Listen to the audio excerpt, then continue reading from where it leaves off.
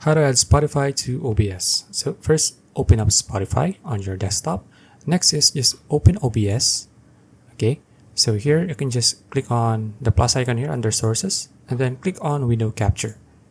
Now here you can just name your window capture. So I'll just name this Spotify and then click on OK. Now here, select your window and make sure to select Spotify. Okay, now here you can just click on OK. Now you can start.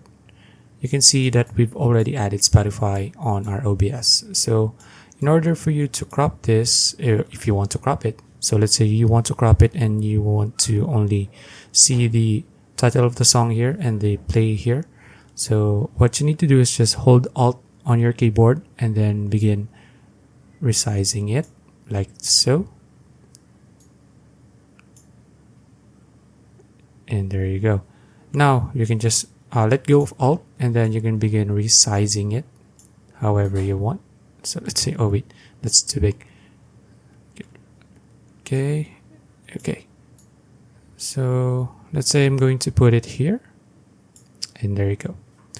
Okay, so that's it. If you found this video useful, please like and subscribe for more videos like this. See you in the next one.